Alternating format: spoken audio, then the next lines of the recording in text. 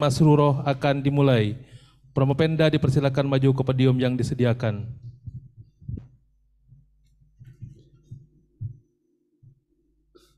Assalamualaikum warahmatullahi wabarakatuh. Sebelum ujian dimulai, saya minta ketegasan Promopenda. Apakah disertasi ini murni karya Anda sendiri ataukah karya orang lain? Sendiri, Prof.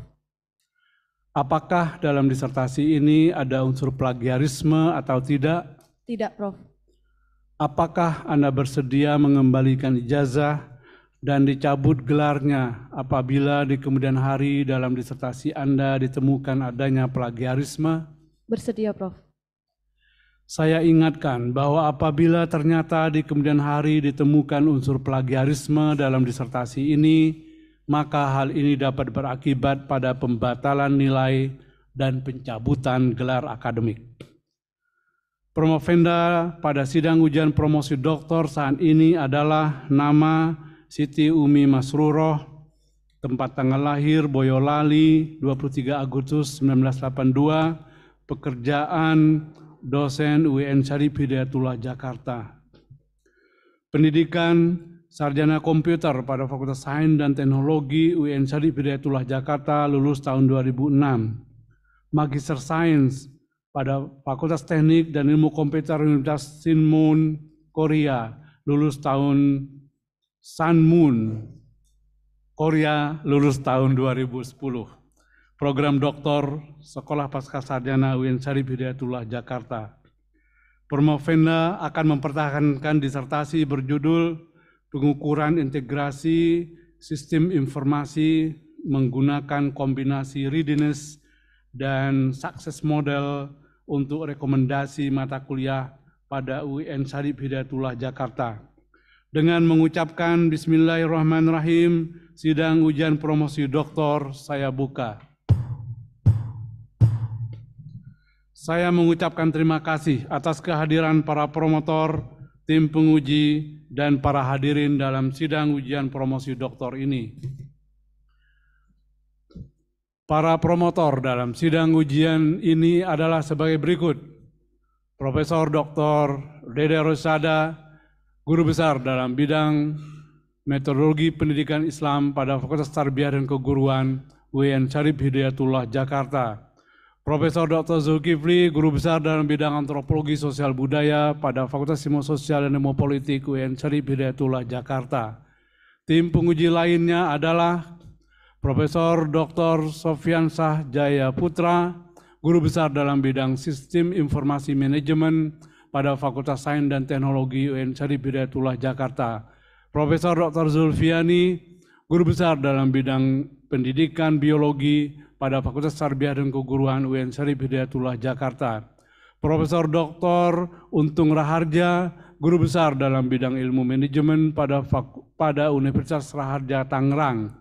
Profesor Dr. Zulkifli, Guru Besar dalam bidang Antropologi Sosial Budaya pada Fakultas Ilmu Sosial dan Ilmu Politik UIN Syarif Hidayatullah Jakarta. Sekretaris ujian promosi Dr. Maswani, Lektor dalam bidang Ilmu Bahasa Arab pada Fakultas Tarbiyah dan Keguruan UIN Syarif Hidayatullah Jakarta. Selanjutnya, Promovenda dipersilakan menyampaikan temuan-temuan pokok dalam penelitian disertasi tanpa membaca teks selama 10 menit.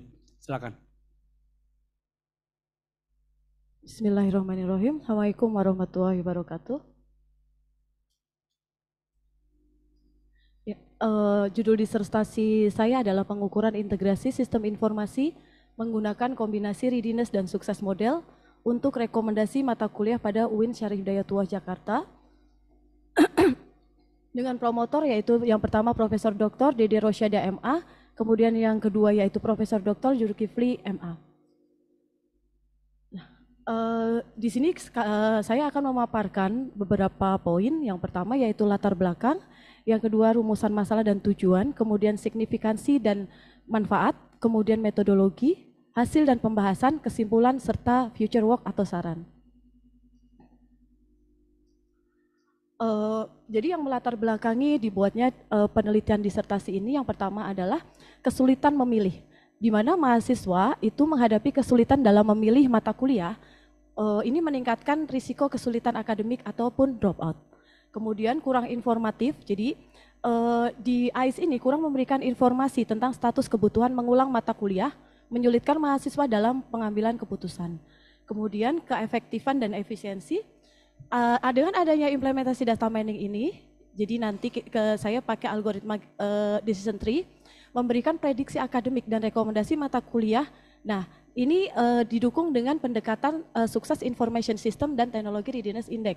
Jadi ini akan membantu mahasiswa merencanakan studi lebih efisien. Kemudian evaluasi, jadi penelitian melakukan evaluasi kesiapan mahasiswa dalam mengakses AIS dan mengukur kesuksesan model sistem informasi yang ada.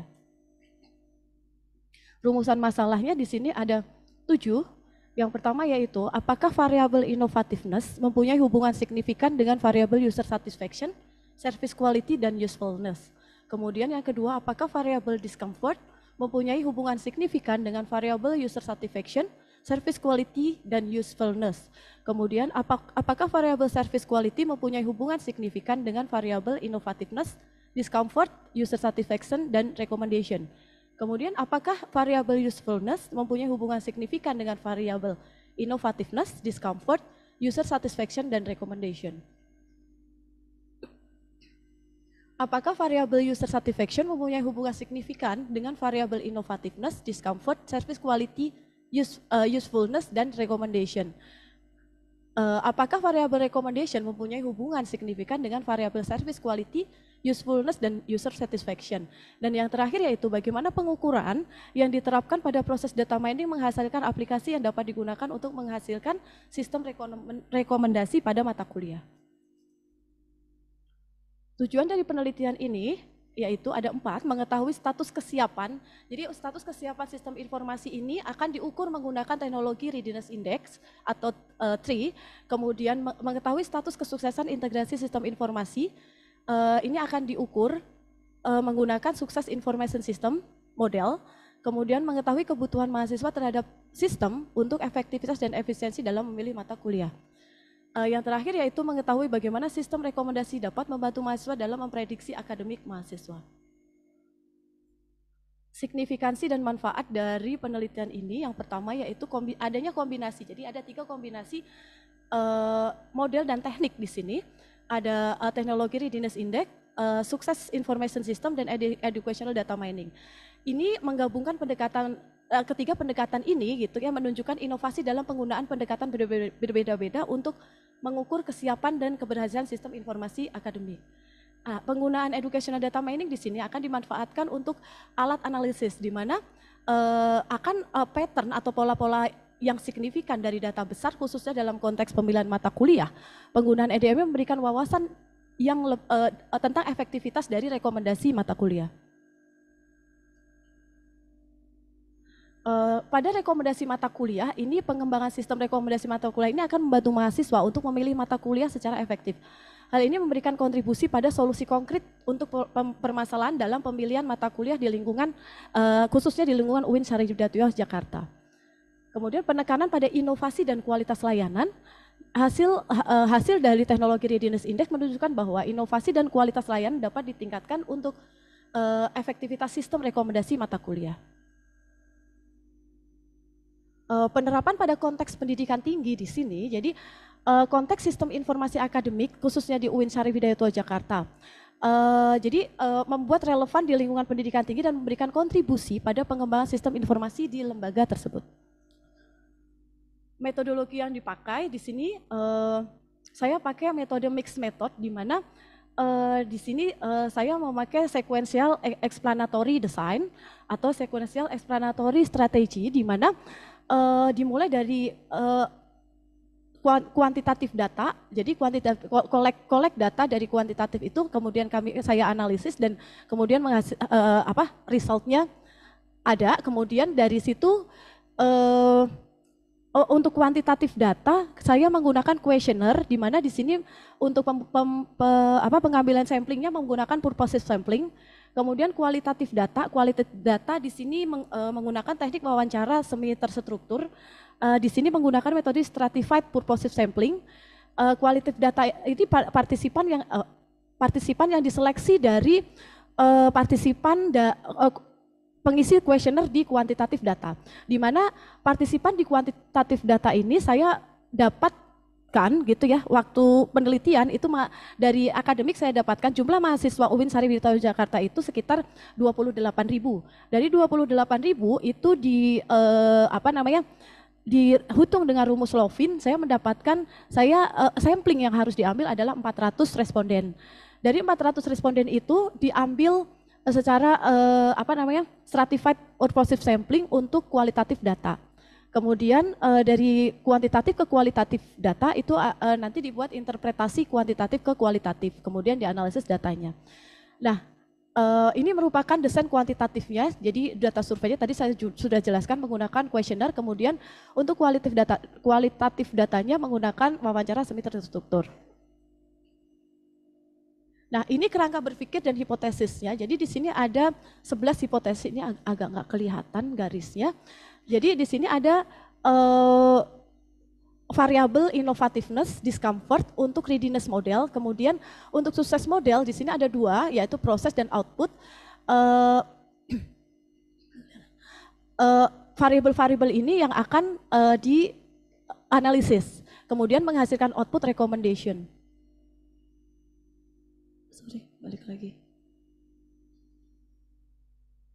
Hasil dan pembahasan di sini dari interpretasi kuantitatif, hipotesis 1, 2, dan 3 menunjukkan bahwa innovativeness pada AIS memiliki hubungan signifikan dengan user satisfaction, di mana T-nya itu adalah 1,969, service quality dengan nilai T-nya 7,893, dan usefulness dengan nilai T 039.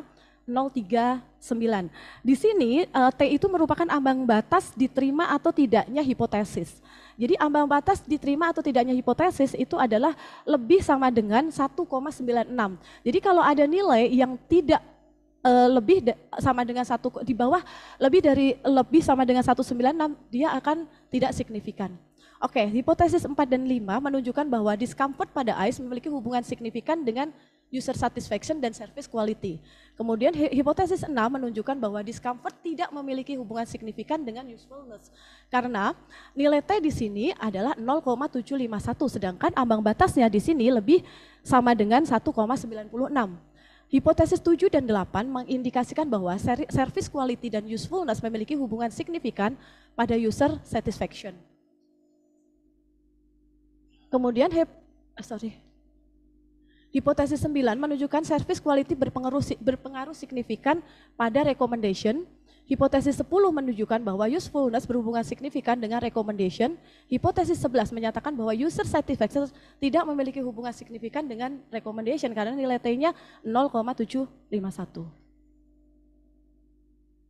Nah, interpretasi kualitatif di sini kebutuhan pengguna terhadap sistem informasi akademik yang terkait gitu ya, kendala yang dirasakan oleh mahasiswa dalam pengaksesan AIS. Yang pertama yaitu fitur penyesuaian waktu jika ada pengambilan mata kuliah lain di waktu yang sama sehingga tidak terjadi benturan antara kelas mata kuliah yang mengulang. Kemudian fitur yang dapat merekomendasikan mata kuliah yang harus diambil. Kemudian penyajian keterangan dan tidaknya mata kuliah sebelumnya. Penambahan kuota jika kuota kelas mata kuliah tersebut telah penuh. Nah, ini setelah itu saya melakukan uji user acceptance test untuk rekomendasi sistem, di mana dikaitkan dengan hipotesis pertama itu berhasil diuji pada tahap input data mahasiswa dan menunjukkan bahwa innovativeness memiliki hubungan signifikan, proses input data mahasiswa memberikan pengaruh positif pada kepuasan pengguna. Hipotesis kedua diuji pada tahap input konfig mata kuliah dan berhasil.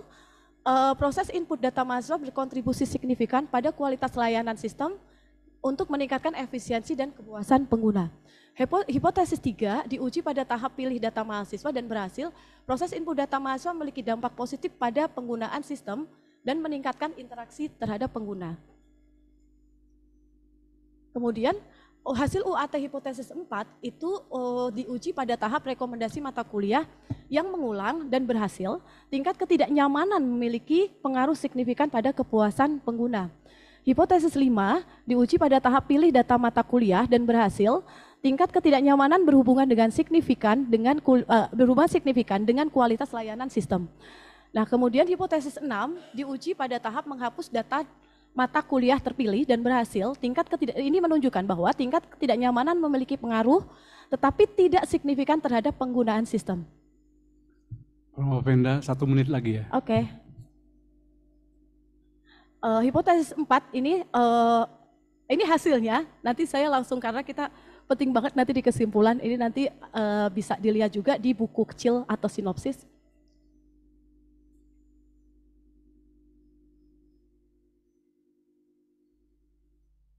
Nah, kesimpulan pada penelitian ini yang pertama yaitu tingkat inovasi tinggi dalam AIS berdampak positif pada kepuasan pengguna, kualitas layanan, dan kegunaan sistem. Terbukti oleh hasil hipotesis 1, 2, dan 3. Tingkat ketidaknyamanan dalam AIS memiliki hubungan yang signifikan dengan kepuasan pengguna dan kualitas layanan. Meskipun demikian, tidak ada keterkaitan yang signifikan antara discomfort dan usefulness. Kemudian tingkat kualitas layanan dalam AIS memiliki hubungan signifikan dengan innovativeness, discomfort, user satisfaction, dan recommendation. Keempat yaitu tingkat kegunaan sistem dalam AIS memiliki hubungan yang signifikan dengan innovativeness, user satisfaction, dan recommendation. Tapi di sini usefulness tidak dipengaruhi oleh tingkat kenyamanan atau discomfort. Tingkat kepuasan pengguna dalam AIS memiliki hubungan signifikan dengan innovativeness, discomfort, service quality, dan usefulness. Tapi di sini tidak ada hubungan signifikan dengan recommendation. Tingkat rekomendasi dalam AIS memiliki hubungan yang signifikan dengan service quality dan usefulness. Kepuasan pengguna itu tidak langsung mempengaruhi rekomendasi. Dari semua hasil di atas itu dapat disimpulkan bahwa sistem rekomendasi membantu mahasiswa merencanakan studi dan memprediksi mata kuliah yang perlu diulang melalui teknologi reading index, sukses information system, dan kebutuhan mahasiswa dapat meningkatkan efektivitas dan efisiensi pemilihan mata kuliah serta memastikan penyelesaian studi tepat waktu. Oke, itu aja Prof. Sarannya bisa ada di buku. Baik, terima kasih Saudara Promopenda. Kita lanjutkan penguji pertama, Profesor Dr. Sofiansah Jayaputra. Dipersilakan mengajukan pertanyaan dan dialog dalam waktu 10 menit. Silakan. Baik, terima kasih pimpinan sidang. Promopenda, dalam waktu 10 menit ini saya ada 2 sesi ya. Saya ada 5 pertanyaan, tapi karena ini waktunya singkat, dijawab secara to the point, ya, langsung nukik kepada permasalahan utama, ya. Dengan judul yang ini, ya, kita tahu ini pengukuran menggunakan kombinasi model, readiness dan success model. Ya. Yang pertama, pemahaman pertama itu adalah isu permasalahan. Ya. Isu permasalahan ini sudah disampaikan. Yang saya tanyakan, isu permasalahan yang utamanya yang mana, yang paling kritis yang mana dalam hal problem yang akan di-solve di sini, gitu ya. Problemnya apa? Itu yang pertama. Yang kedua, terkait juga dengan novelties. Ya. Tadi sudah disampaikan, slide tadi, sampaikan mana yang existing. Kita tahu ada model, ada variabel, ada indikator. Ya. Mana yang existing, mana yang menjadi pembedanya. Ya, gitu loh. Dalam waktu 1 menit sampaikan sana, gitu. Langsung menukik kepada permasalahannya tadi. Ya, kita tahu tadi ada readiness dan success model dan ada beberapa kombinasi yang lain dan ada TRI. Ya. Yang ketiga itu mengenai metode. Ya. Kenapa harus mix method? Ya.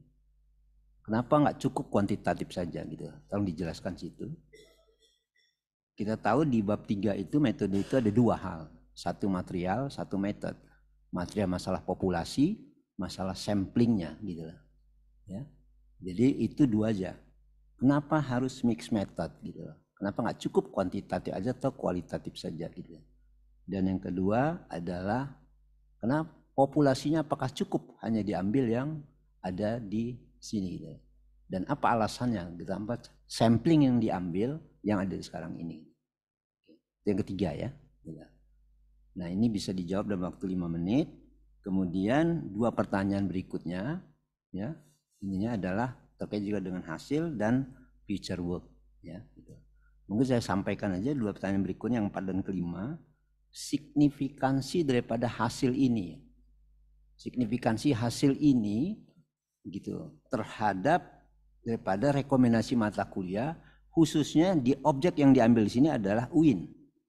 Ya. Dan tentunya karena ini disertasi tidak hanya terkait juga dengan UIN, ya, hanya bisa dipakai oleh rekomendasi mata kuliah ke seluruh kampus yang ada di ini. Oke. Nah, pertanyaan yang kelima terkait dengan future work, ya, gitu. Jawab dalam waktu 1 menit langsung kepada, kita tahu ada model, ada variabel, ada indikator. Gitu. For future work ini variabel apa yang harus ditambah? Apakah indikatornya atau variabelnya? Oke. Nah, saya rasa semua pertanyaannya bisa dijawab dalam waktu 9 menit.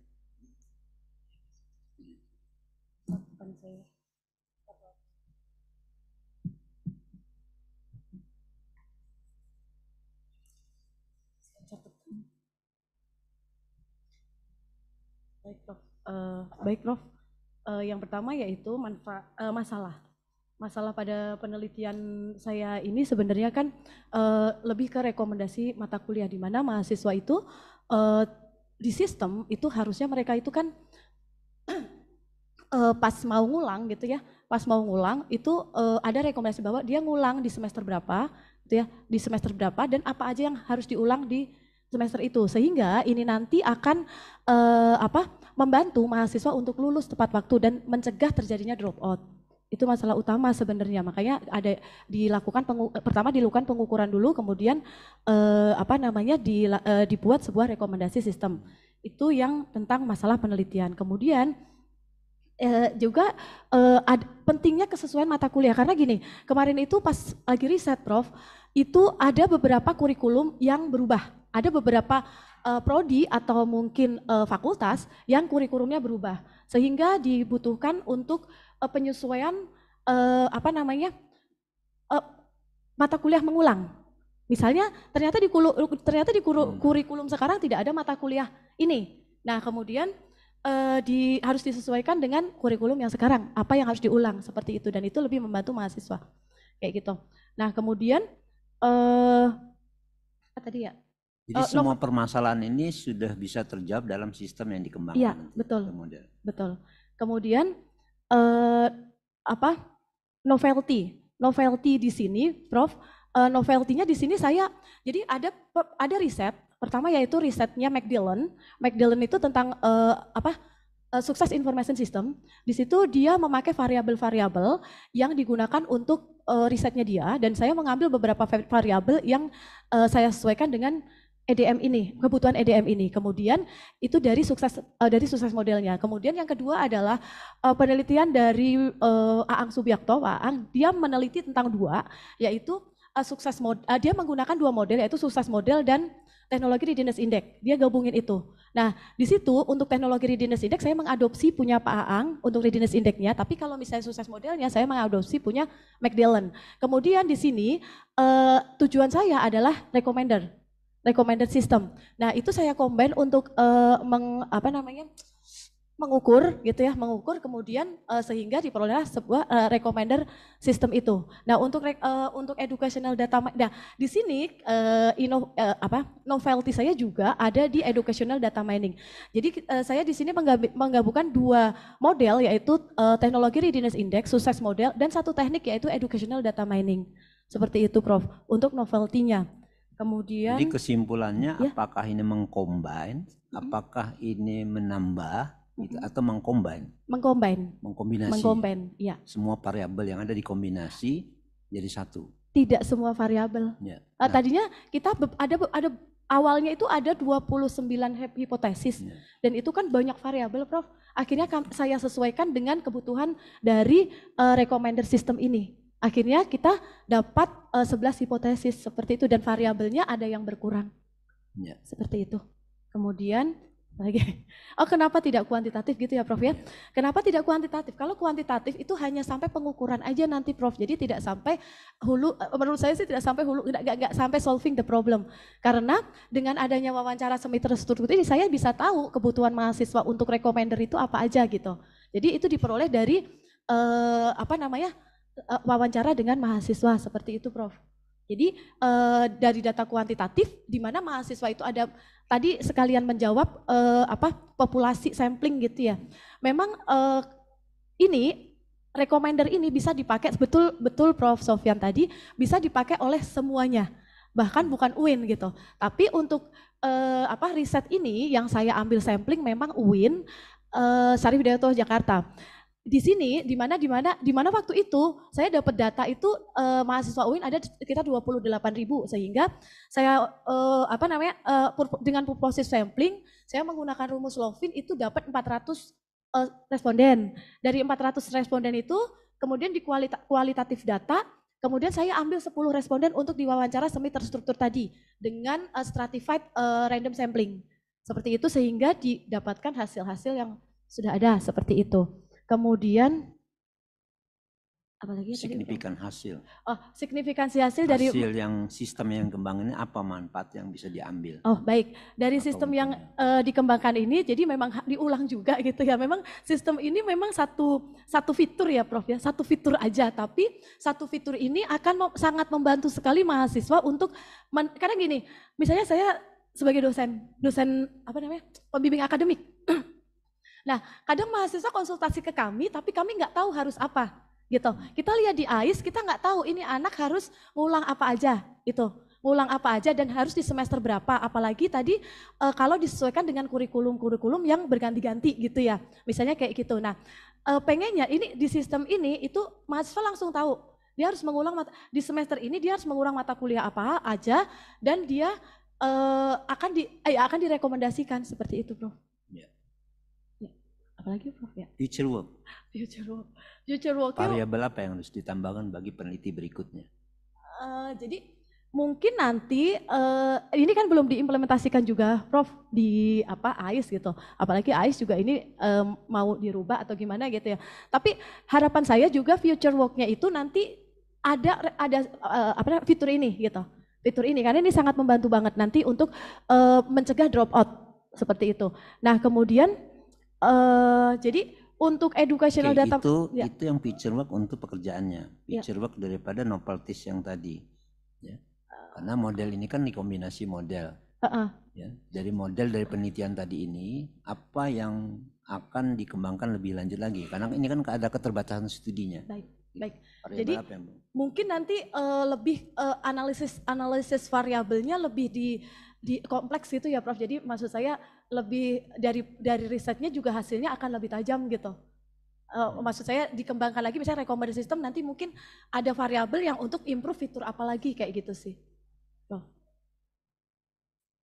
Oke, saya rasa cukup nanti bisa dikembangkan di penguji berikutnya. Baik, terima kasih Prof. Sofyansyah. Kita lanjutkan penguji kedua, Profesor Dr. Zulfiani. Dipersilakan mengajukan pertanyaan dan dialog dalam waktu 10 menit. Silakan. Terima kasih pimpinan sidang. Assalamualaikum warahmatullahi wabarakatuh. Waalaikumsalam warahmatullahi wabarakatuh.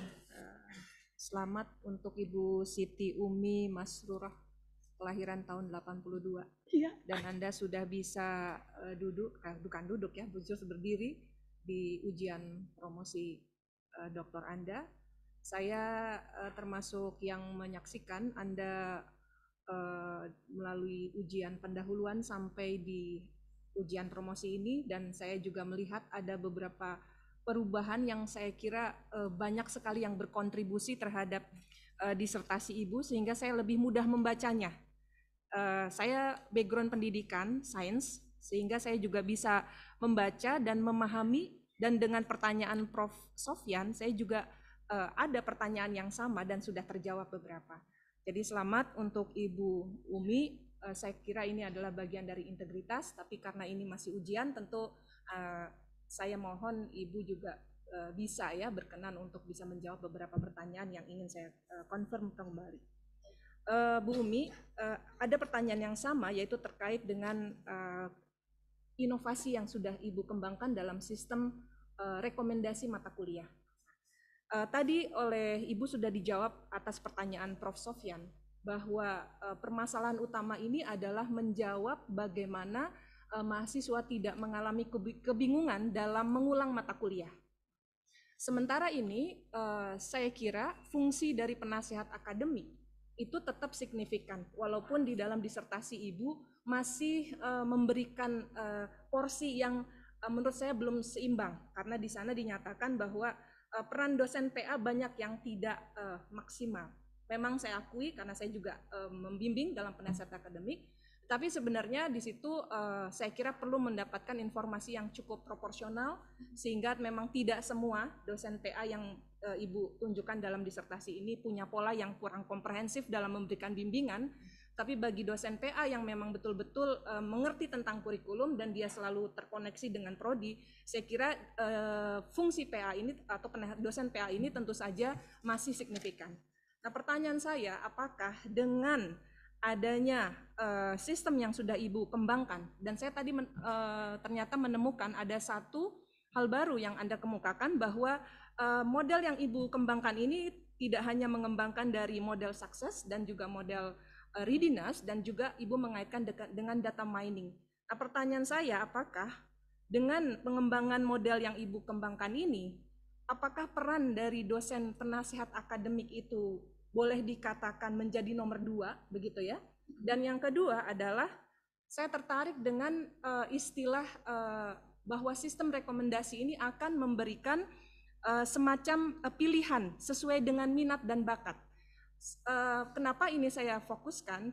Karena ini terkait dengan prinsip adaptif ya. Apakah model Ibu ini mengakomodasi prinsip adaptif ini ya?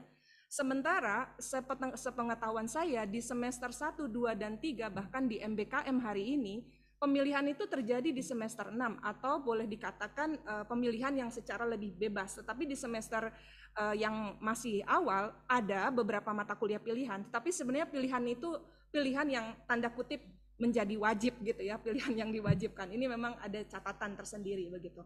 Nah, itu 2 pertanyaan saya kira saya persilahkan Ibu untuk bisa merespon. Terima kasih. Terima kasih Prof. Zulfiani. Yang pertama yaitu PA apakah masih signifikan gitu dengan adanya sistem rekomendasi ini gitu kan. Nah, ini juga mungkin nanti akan saya jadikan saran. Jadi kemarin itu memang yang jadi tidak dijadikan data akhirnya, tapi hanya ngobrol. Tapi memang kalau memang nanti diperlukan data, memang ini tuh memang sebenarnya ya tadi ada memang PA yang concern atau fokus atau memang dia tahu banget kurikulum gitu. Tapi ada PA yang memang cuek gitu. Nah itu, nah kemarin itu memang karena saya orang IT gitu ya, pengennya kan praktis gitu ya, praktis ya udah. Kalau memang jadi PA itu fungsinya nanti selain maksudnya kalau ini kan rekomendasi mata kuliah, selain ini kan maksudnya ini sebenarnya bukan data penelitian jatuhnya cerita gitu, karena datanya ini hanya data questionnaire dan wawancara mahasiswa kayak gitu. Jadi PA itu ini data ngobrol ya Bu ya, jadi belum benar-benar saya angkat untuk data, tapi kalau memang nanti harus diangkat oleh untuk data ini sebenarnya juga oke juga gitu ya sebenarnya. Jadi PA itu selain kan sudah ada nih misalnya rekomender, dia merekomendasikan mata kuliah. Nah, dia itu sebagai penasehat gitu, penasehat aja gitu, konsultasi gitu kan. Nah, itu konsultasi itu. Tapi memang ini saya bicara ini bukan data penelitian saya gitu. Jadi kalau di apa namanya dicari juga nggak ada gitu, karena data penelitian saya hanya ya itu tadi mahasiswa seperti itu yang saya fokuskan di sini seperti itu. Prof. Nah, kemudian ya apakah bisa di nomor 2 kan sebenarnya sih tetap dosen PA itu yang akan meng-guide mahasiswa tetap gitu.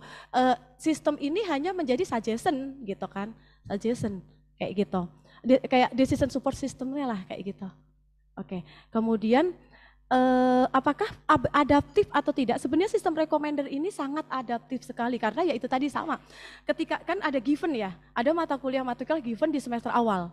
Ya, nah kemudian ada nah ini adaptif sekali. Jadi memang akan disesuaikan dengan case study yang ada di lingkungan itu. Seperti itu Bu. Nah ada mata kuliah yang di semester, apalagi sekarang MBKM ya Prof ya, MBKM. Nah itu sistem ini karena ini sistem ini hanya apa ya bahasa Indonesia yang bagus yang mengurusi apa ya itu mengulang, hanya mata kuliah mengulang aja. Jadi dia mau udah given ataupun enggak dia tetap bisa diakomodir. Nah. Kata lain, apakah ini juga sementara ini ada beberapa, misalnya kasus di fakultas kami gitu ya, ada mata kuliah yang sudah tidak diselenggarakan di prodi itu dan bisa lintas di prodi lain. Betul. Jadi banyak mahasiswa kami misalnya belum ambil mata kuliah kimia atau fisika itu kami rekomendasikan itu dengan melihat AIS, tapi saya belum lihat pakai model sistem ibu ya. Artinya kami lihat dulu di kurikulum itu di AIS dan itu bisa dengan segera kita pilihkan. Nah, apakah di sistem ibu itu sudah memberikan satu suggestion otomatis sehingga mahasiswa itu untuk mata kuliah ini ada di prodi ini dan lain sebagainya gitu. Oke, kalau di sistem saya yang sekarang ini sebenarnya dikembangkan dari 2000 berapa ya itu ya. Jadi ini belum ada Bu. Jadi antar fakultas belum ada. Betul. Jadi waktu itu memang kami fokus hanya satu fakultas. Satu fakultas memang belum ada. Nanti mungkin akan saya taruh di saran kali ya Bu ya. Karena sekarang kan kayak kami sendiri di TI gitu udah mengajarnya di kayak ada yang ngajar di Usuluddin Teknologi Informasi gitu kan. Nah, ini bagus banget sih. Makasih Bu ya. Oke, kalau begitu. Dan pertanyaan kedua saya terkait dengan model struktural yang Anda susun di halaman 135. Ini kan dikembangkan dari teori TRI-nya ya Bu ya, dan SSI-nya ya Bu ya, yang model struktural.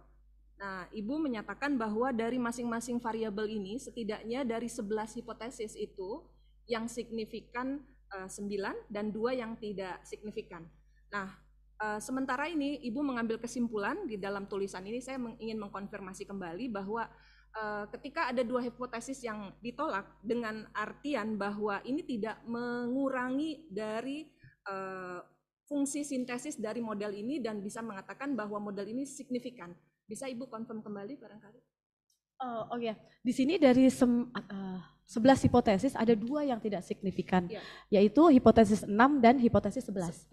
Nah, di sini discomfort itu tidak mempengaruhi usefulness. Ya. Kemudian user satisfaction juga tidak mempengaruhi recommendation. Di sini tidak menjadi pengaruh terhadap hipotesis lain untuk mendukung adanya recommendation ini.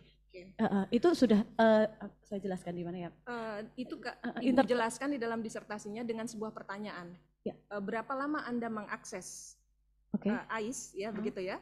Pada saat Anda mengakses AIS itu dan mahasiswa menyatakan mereka mengakses itu dengan durasi 30 menit dan Ibu mengatakan dalam disertasi ini dengan durasi 30 menit ini menunjukkan porsi waktu yang cukup lama dan ini sebenarnya menunjukkan semakin lama seseorang mengakses AIS berarti semakin tidak nyaman atau nyaman sebenarnya.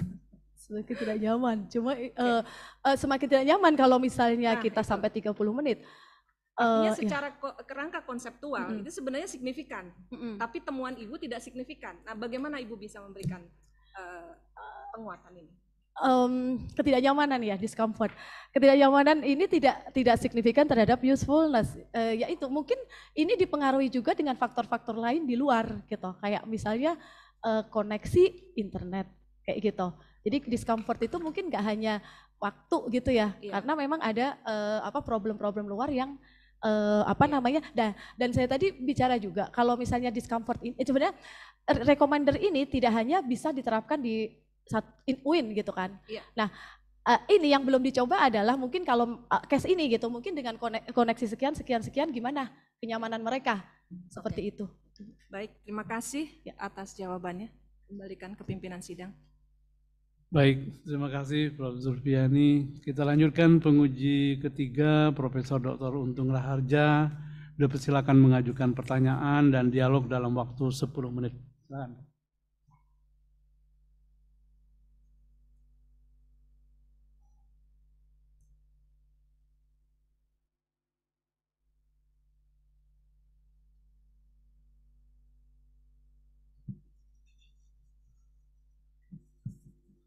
Bismillahirrahmanirrahim. Assalamualaikum warahmatullahi wabarakatuh. Waalaikumsalam warahmatullahi wabarakatuh. Salam sejahtera bagi kita semua. Dari disertasi yang Umi telah buat, ya, baru ada kesempatan untuk baca dalam beberapa hari ini. Tentu ada batasan-batasan juga yang bisa saya pahami, ya. Di sini kalau dilihat fakultasnya merupakan konsentrasi dari agama dan sains, ya. Kebetulan saya sendiri banyak sentuhannya dengan fakultas sains dan di bidang ilmu manajemen. Telah dilalui sampai 6 sidang ya, Promovenda, ya, dan ini adalah sidang yang ke-6. Dan tentunya di dalam situ sudah dikupas sedemikian rupa, sedalam-dalamnya. Dan semoga yang saya bisa sampaikan di hari ini merupakan hal-hal yang merupakan usulan, ya. Kalau misalnya memang itu sudah ada, yang saya kira belum ada tapi sudah ada, itu mungkin bisa dibantah, silakan, ya. Nah, saya ingin mulai dulu dari penulisan yang disampaikan oleh Promovenda yang saya sebenarnya sudah baca. Awalnya saya baca melalui soft copy karena belum diberikan hard copy-nya. Dan di situ saya masih banyak menemukan tulisan atau ejaan-ejaan yang masih salah, ya. Dan itu keluar di bagian-bagian depan juga. Sebagai contoh, kalau kita di bagian abstrak, ya, itu terdapat tulisan salah di mana kata kunci, ya, kata kunci, tapi kuncinya tulisannya kuci gitu. Itu masih nggak ada N-nya. Nah, dalam hal ini penting karena disertasi itu kalau sudah dimasukkan ke perpustakaan UIN itu menjadi catatan negara, dan kita ingin tulisan itu di proofread, ya, hingga 100% lah, hingga tidak ada tulisan-tulisan yang salah. Nah, contohnya itu, tapi sebenarnya di dalam situ juga masih ada cukup banyak ejaan-ejaan yang masih salah, ya. Mungkin kalau kita mau pakai tools, kita bisa segera detect apa yang salah gitu menurut kamus Indonesia, sehingga kita bisa cepat perbaiki. Ketimbang kita harus bacain satu-satu lagi, atau kita minta tolong teman untuk bacain satu-satu lagi, itu biasanya tetap kasat mata itu belum bisa mendetek gitu loh, ya. Jadi hal-hal contohnya juga seperti kalau kita lagi bilang construct, ya. Apakah kita itu harus sebutannya construct atau konstruk gitu loh, ya. Nah, menurut catatan kamus itu seharusnya konstruk gitu ya, tapi di dalam sini adanya construct. Dan sesungguhnya alangkah baik ya kalau kita perbaiki hal-hal tersebut. Dan itu sebenarnya bisa nggak terlalu makan waktu lama, ya. Itu cuma beberapa contoh-contoh, ya. Di dalam sini masih terdapat lumayan banyak, ya, tulisan-tulisan yang salah atau masih belum sesuai dengan standar tulisan bahasa Indonesia. Jadi itu bisa diperbaiki oleh Promovenda, ya. Ya. Pada umumnya memang orang selalu nggak bisa sempurna, nggak bisa 100% tulis pasti benar semua. Namun di zaman sekarang ini karena adanya teknologi itu udah bisa dengan lebih mudah menguasai itu, ya. Artinya kalau kita buka halaman-halamannya itu secara otomatis dia udah ada garis-garis merah gitu ya, dan kita hanya memperhatikan garis-garis merah tersebut dan diperbaiki. Begitu ya, Promovenda, ya. Niatnya adalah supaya kita punya hasil sebelum masuk ke perpustakaan UIN itu bisa lebih baik lagi. Oke, hal kedua, ya, yaitu sesuatu tata kelola dalam sebuah disertasi ini, ya, di mana kalau di halaman-halaman depan berarti bab 1, ya, itu merupakan pertanyaan-pertanyaan atau tantangan-tantangan yang kita kelola di dalamnya sampai satu buku tebal, yang ujung-ujungnya terakhir itu sebenarnya merupakan sesuatu kesimpulan apakah semua tantangan-tantangan atau pertanyaan-pertanyaan yang ada di bab 1 itu semuanya terjawab. Begitu ya. Jadi itu kadang-kadang kita inginkan sesuatu yang saklek dalam sebuah pertanyaan. Kalau kita tanya apakah Anda sudah makan, jawaban yang seharusnya adalah sudah atau tidak. Ya, kalau Anda jawabnya oh tadi pagi saya sudah makan gitu, itu kadang-kadang udah kurang begitu tepat gitu. Apalagi kalau kita di dalam sebuah tulisan. Nah, di dalam bab 1 itu beberapa tantangan-tantangan tertuang di dalam 1 rumusan masalah, dan di situ terlihat ada 7 rumusan masalah. Lalu ada tujuan penelitian. Artinya di dalam bab 1 itu kita lagi berjuang bahwa tujuan penelitian ini mudah-mudahan tercapai. Ya, nah diharapkan untuk di dalam kesimpulan kita ingin omongin gitulah, ingin bicarakan bahwa apakah tujuan penelitian ini tercapai. Kalau ada 3 tujuan penelitian, kita bilang tujuan penelitian ke-1 sudah tercapai, tujuan penelitian kedua sudah tercapai dan sebagainya gitu ya. Lalu ada manfaat penelitian juga. Nah, kalau di bab 1 manfaat penelitian itu masih merupakan tantangan, bahwa kita mengharapkan bahwa kita akan mendapatkan manfaat penelitian seperti ini gitu ya. Nah, setelah kita tulis di dalam 1 buku tebal itu, di bagian terakhir kita juga ingin merupakan sebuah penutupan, ya, sebuah kesimpulan bahwa manfaat ini ternyata tercapai. Atau kita juga bisa bilang bahwa waktu saya terapkan ini 3 manfaat, tantangannya ya, tapi manfaat kedua belum tercapai itu gimana, itu pun bisa ya.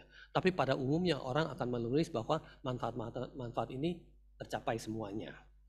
Ya, jadi seperti itu.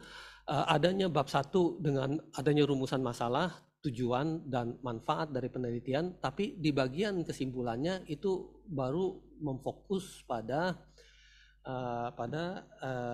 rumusan masalah. Ya, tujuan dan manfaat belum disebutkan kembali. Itu sih pengalaman saya ya. Nah, satu yang terakhir yaitu di bagian kesimpulan udah adanya rumusan masalah yang dituangkan sedemikian rupa 1, 2, 3, 4 dan sebagainya. Itu adanya implikasinya seperti apa? Ya.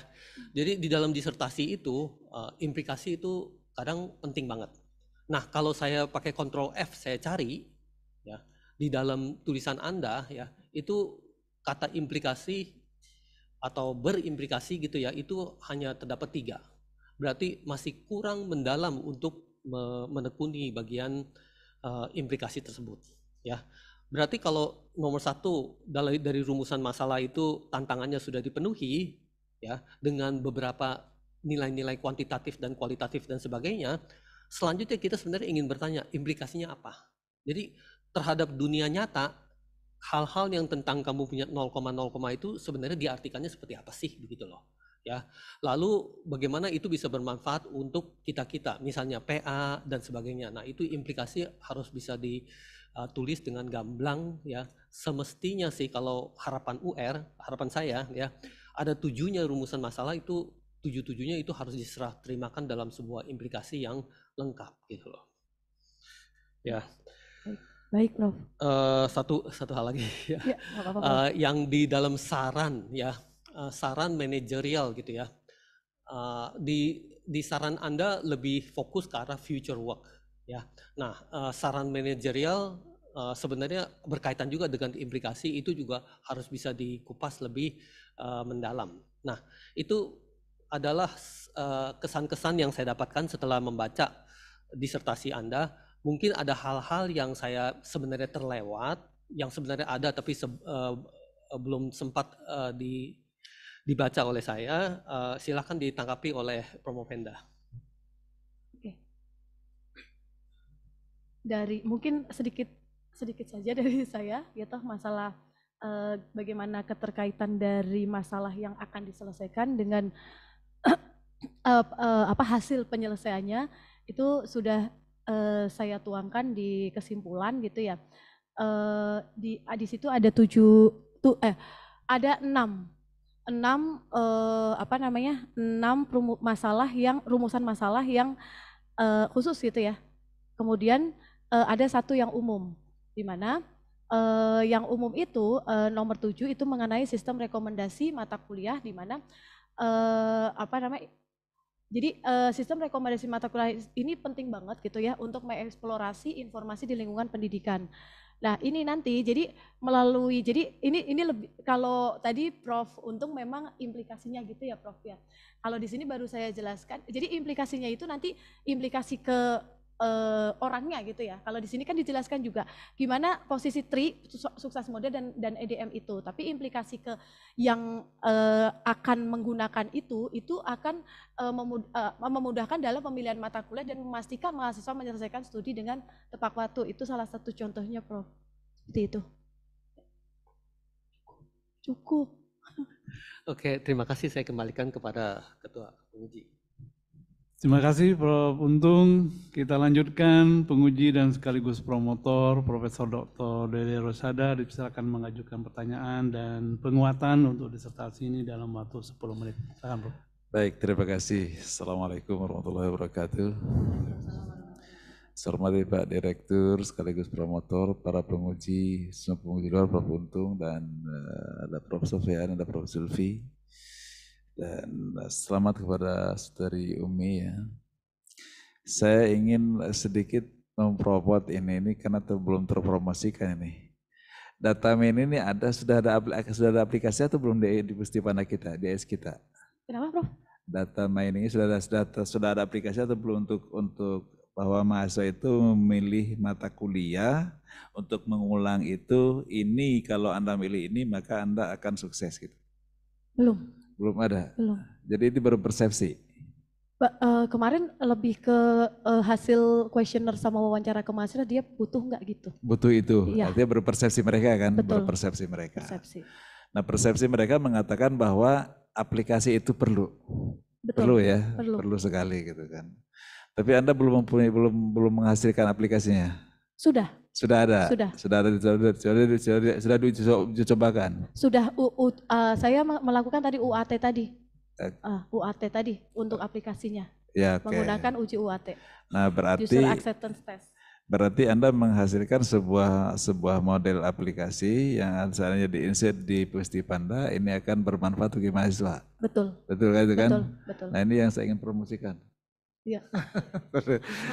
Jadi silakan nanti di Pusdipanda dengar ada aplikasi, silakan diaplikasikan, kan mungkin Anda juga dekat dengan Pusdipanda, tinggal disampaikan kepada mereka sehingga kemudian ini akan membantu.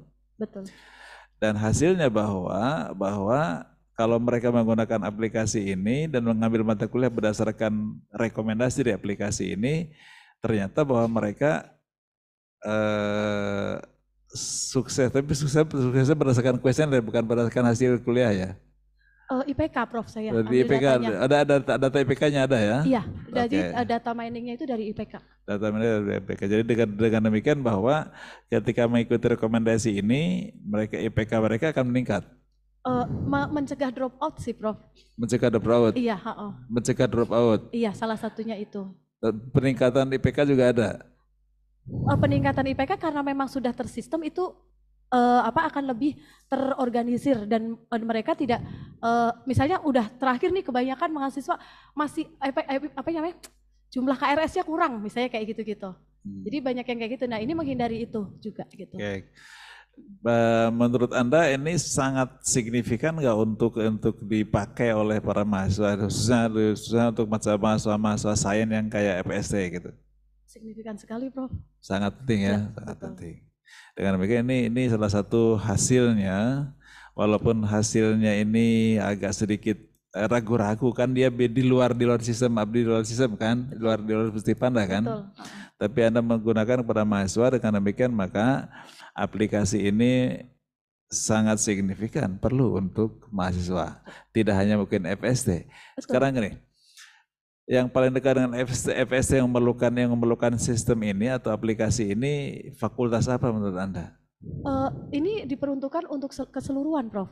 Kan di kita kan ada tiga keilmuan, ada sains, ada sosial, ada humaniora.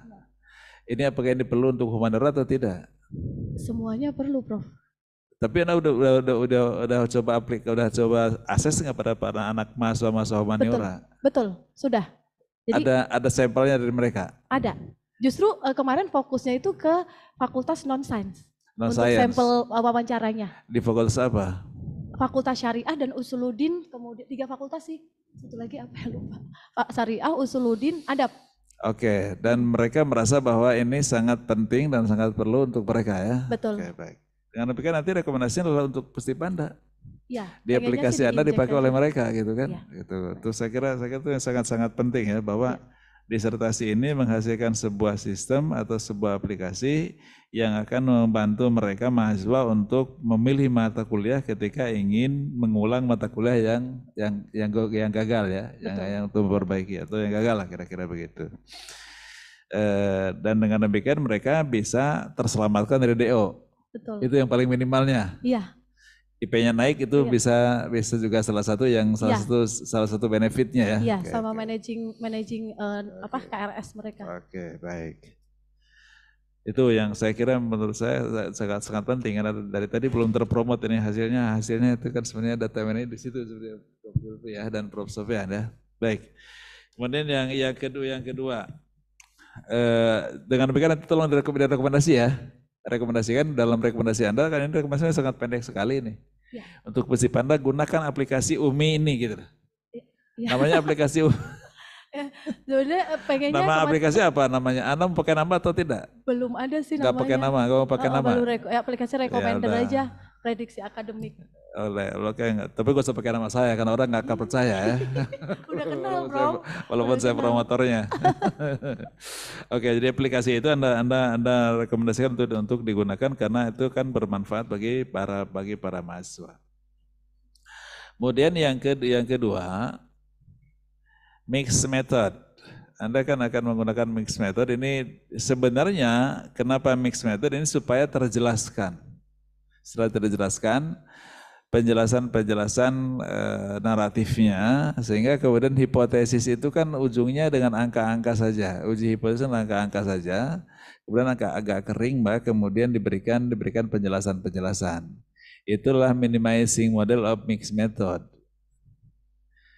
Tapi sebenarnya mixed method yang tadi Pak Sofyan saya tawarkan itu yang saya pertanyakan itu sebenarnya bisa nggak atau ada nggak dalam disertasi ini data kualitatif di luar variabel Anda, itu variabel Anda, tapi ujungnya kesimpulannya memperkuat hipotesis Anda. Ya ada, Prof. Hah? Ada, sudah dinaratifkan juga. Ada, kalau begitu nanti di bab 5-nya, di bab 191 sampai 160 itu Anda jelaskan itu gitu loh. Baik. Karena ini kan lebih banyak pada hipotesisnya kan, hipotesisnya Anda ya ini semua dijelaskan naratifnya.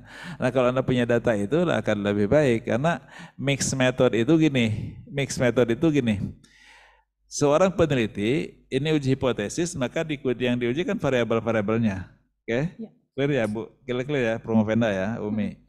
Ini variabelnya, tapi ini si peneliti itu melihat kepada fenomena lain di luar variabel ini, dicoba dikali fenomena itu, hasilnya mendukung hipotesis gitu. Itu uniqueness-nya gitu. Walaupun memang tidak banyak yang berhasil ya. Tapi ini keinginannya adalah dia meneliti fenomena lain yang hasil penelitiannya itu dia akan memperkuat hipotesisnya gitu. Jadi ada di 149, Bro. ya itu di 149, tapi slide itu hipotesis Anda semua, hipotesis Anda. Jadi hipotesis dinarasikan kan. Baik. Jadi ini adalah fenomena lain di luar hipotesis Anda gitu kan. Yang memang fenomena itu ketika diteliti dia akan menghasilkan sebuah kesimpulan bahwa jika kita menggunakan data mining ini maka dia akan terhindar dari drop out gitu kira-kira begitu. Hasilnya seperti itu gitu kan. Baik. Tapi fenomena di luar variabel. Ya. Jadi jangan menjelaskan hipotesis saja. Itu yang sebenarnya yang kalau itu sudah bisa lakukan bahwa pertanyaan dari Pak Prof. Sofyan tidak akan keluar lagi. Tadi kan jelas bahwa ada data fenomena yang kita teliti, tapi kesimpulannya jangan buat kesimpulan yang kedua gitu loh. Ya. Karena kalau tambah kesimpulan nanti akan tambah lagi itu penelitiannya gitu kan. Itu yang baik, Prof. Ya. Kemudian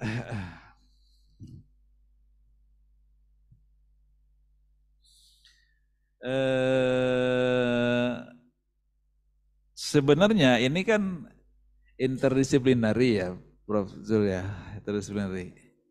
Interdisiplinary kan begitu Anda masuk dalam kuantitatifnya itu memang betul-betul scientific model of your research, kan? Dan betul-betul TI-nya Anda keluar di situ gitu kan, karena misalkan itu kan. Sekarang Islamnya di mana sebenarnya gitu? Ini pertanyaan yang saya hindari tahu, Prof. Ada di UIN Syarif Hidayatullah Jakarta, Prof. Universitas Islam. Mungkin satu poin saja nanti di ujungnya Anda bercerita. Ketika kita tidak bisa masuk dalam interdisipliner sebagai integrasi dalam epistemologinya, minimal pada aksiologinya gitu. Ketika aksiologi kan cukup satu sub C ya, sub C atau sub D, aksiologinya pokoknya Anda gunakan ini bermanfaat, itu udah selesai itu. Ya, tentang nilai etika gitu ya, Prof ya. Itu kayak itu. Jadi bagaimanapun karena itu persyaratan interdisplinarnya akan masuk di situ gitu. Jadi itu persyaratan utama yang saya kira syarat khusus yang harus masuk di situ gitu. Kayak Scopus untuk guru besar lah kira-kira begitu. Walaupun Q3 tapi Scopus gitu. Baik. Tapi walaupun satu paragraf tapi cukup ada penjelasan bahwa ada Islamic, ada integrasinya gitu, sehingga kemudian bahwa ini adalah betul-betul legal coming from Islamic Studies-nya UIN Jakarta. Saya kira demikian, terima kasih Prof. Zul. Assalamualaikum warahmatullahi wabarakatuh. Waalaikumsalam warahmatullahi wabarakatuh. Terima kasih Prof. Dede. Sebagai pembimbing juga saya menyampaikan selamat kepada Promovenda sudah sampai pada tahap ini dan tahap akhir dari proses akademik di sekolah pascasarjana ya. Saya pikir poin terakhir dari Prof. Dede itu perlu diperkuat ya. Kalau tadi ngomongnya terlalu teknikal ya, pemilihan mata kuliah dan seterusnya ya, tetapi di depan supaya dilengkapi dengan pertimbangan dan alasan-alasan yang lebih filosofis yang melandasi munculnya masalah, mengapa ini penting, kemudian apa kaitannya dengan tadi itu hal-hal yang sifatnya filosofis ya. Mungkin teori besar yang digunakan di awal itu muncul ya. Kemudian teori besar itu bisa dikaitkan. Kalau di sini teorinya apa? Ada teori kesiapan ya, atau plan behavior ya. Saya kira teori-teori yang di awal itu perlu dipertegas ya, untuk menjadi landasan mengapa sampai kepada hal-hal yang sifatnya teknikal itu. Karena doktor itu di sini adalah doktor of philosophy ya, sama dengan orang-orang alumni luar negeri yang kalau nulis namanya gelarnya PhD gitu ya, padahal sama saja doktor juga ya. Jadi nanti Promovenda perlu dilengkapi itu hal-hal yang sifatnya tadi ya, paling tidak aksiologi soal etik ya. Tetapi theoretical di depan itu perlu dilengkapi ya, supaya kita tidak munculnya itu hal-hal yang sifatnya teknis ya. Pertanyaan dari Prof. Sofian tadi itu jawabannya harus lebih teoritik ya, bukan jawaban karena kesulitan mahasiswa memilih mata kuliah ya. Itu juga termasuk hal-hal yang sifatnya theoretical untuk jawaban supaya menjadi layak untuk dipertimbangkan sebagai doktor of filosofi itu ya. Nah yang kedua di tujuan itu tadi sudah disinggung juga. Saya kira pertemuan di awal itu saya mengingat kembali ya. Kalau mengetahui itu dalam taksonomi Bloom itu C1 ya. C1 itu Mengetahui itu yang paling rendah ya, Prof. Dede ya.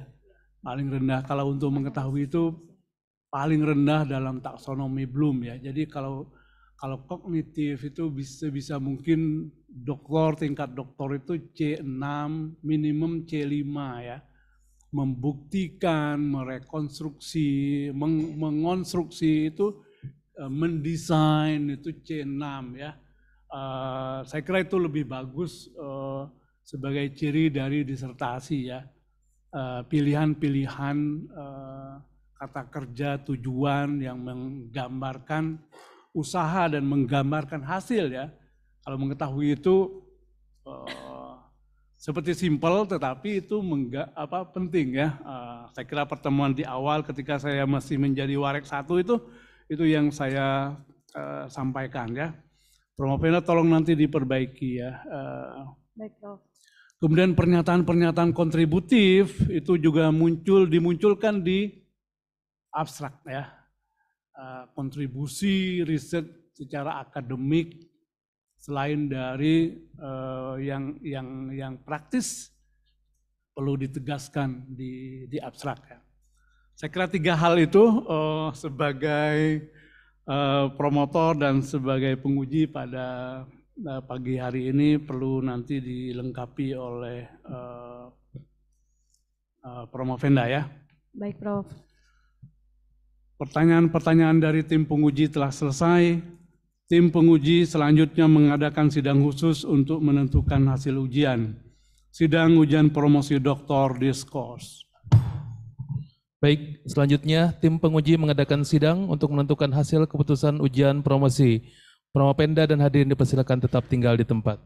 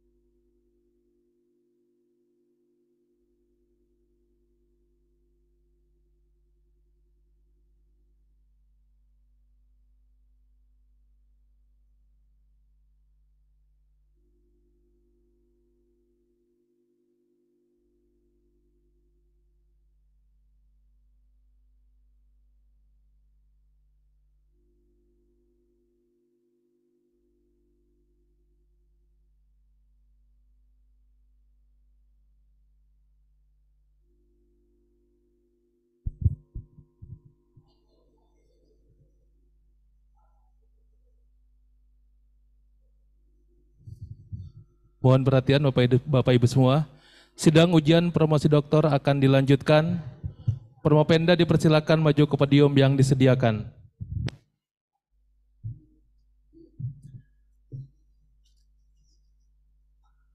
Sidang ujian promosi doktor saya buka kembali. Penyampaian hasil keputusan tim penguji.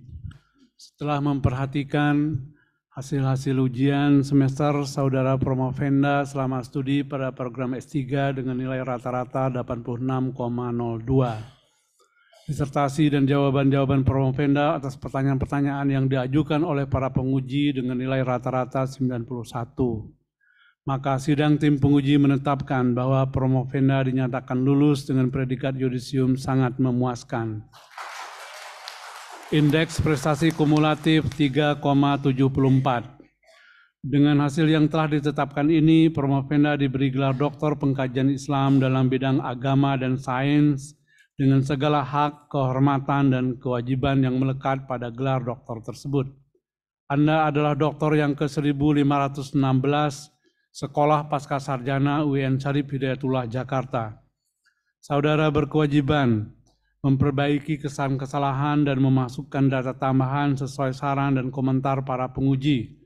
Menerbitkan disertasi yang telah diperbaiki oleh penerbit yang kredibel, lengkap dengan ISBN, dan terbebas dari plagiasi serta dapat diakses secara online. Apabila di kemudian hari ditemukan adanya plagiasi, maka Promovenda terkena sanksi pembatalan gelar doktor.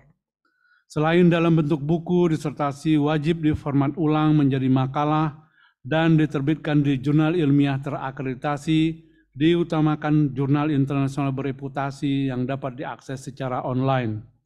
Menyerahkan disertasi yang telah diterbitkan ke Perpustakaan Sekolah Pascasarjana selambat-lambatnya 3 bulan setelah ujian ini. Apabila melewati waktu yang ditentukan, Anda dapat dikenakan sanksi administratif. Direktur Sekolah Pascasarjana menyampaikan selamat atas keberhasilan Anda. Kami juga menyampaikan selamat kepada keluarga dan lembaga tempat Anda bekerja. Baik, selanjutnya penyerahan berita acara kelulusan dan ucapan selamat kepada Promovenda. Promovenda dipersilakan maju ke podium. Ke hadapan Ketua Sidang. Silakan, kami persilakan.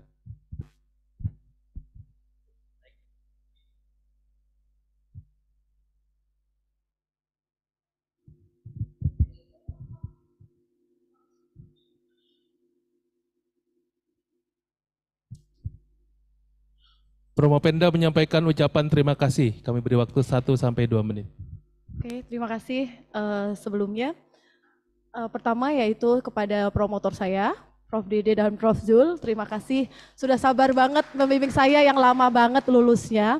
Kemudian penguji Prof. UR, Prof. Sofyan, Prof. Zulfiani juga yang sangat sabar juga ngasih masukan banyak ya kadang juga sayanya enggak sih, bukan alasan sih kalau sibuk itu ya Prof ya, bukan alasan gitu ya, tapi saya senang banget sudah dikasih masukan banyak banget sehingga Prof. Zulfiani tadi sudah bilang disertasi ini sudah terbaca gitu, dari masukan Prof. Sofyan, Prof. Zulfiani juga gitu ya, dan Prof. Dede dan Prof. Zul, dan juga Bu Maswani yang bantu saya banget, Bu Dr. Maswani sebagai sekretaris prodi S3. Di sini juga ada Pak Warek 2 juga, Bu Ketua LP2M, kemudian teman-teman saya semua dari Prodi Teknik Informatika, Prodi SI, dari pusat di LP2M, ini alhamdulillah support semua dan teman-teman semua, serta teman-teman saya dari Anti Move On. Ya, terima kasih sudah hadir dan tepat waktu. Terutama teman-teman saya juga ini khusus banget tim Puslitpen yang sudah mengarrange, yang sudah mendukung semuanya, meng-backup kerjaan-kerjaan juga gitu ya. Terima kasih semuanya. Anak-anak saya juga ada 2 di sini. Ya. Assalamualaikum warahmatullahi wabarakatuh. Waalaikumsalam warahmatullahi wabarakatuh. Penutupan sidang ujian promosi doktor. Para promotor dan tim penguji, Profesor Dr. Dede Rosyada, Profesor Dr. Zulkifli, Profesor Dr. Sofyan Sahjaya Putra, Profesor Dr. Zulfiani, Profesor Dr. Untung Raharja, Dr. Maswani, serta hadirin sekalian. Dengan mengucapkan Alhamdulillahirrahmanirrahim, sidang ujian promosi Dr. Siti Umi Masroroh saya tutup. Wassalamualaikum warahmatullahi wabarakatuh. Warahmatullahi wabarakatuh. Selanjutnya pengambilan foto dokumentasi Promopenda beserta tim penguji. Kami persilakan untuk maju ke depan.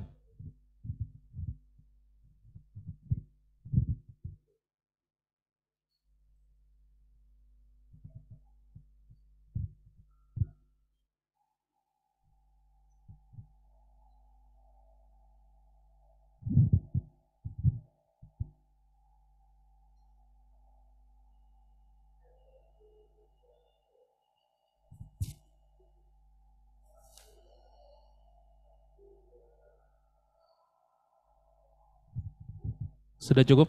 Ya. Dr. Siti Umi Masroroh beserta keluarga diharap maju ke tempat yang disediakan untuk menerima ucapan selamat.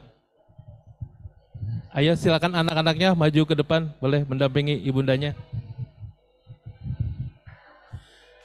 Direktur Sekolah Pasca Sarjana Universitas Islam Negeri Syarif Hidayatullah Jakarta, promotor dan tim penguji beserta hadirin dipersilakan menyampaikan ucapan selamat.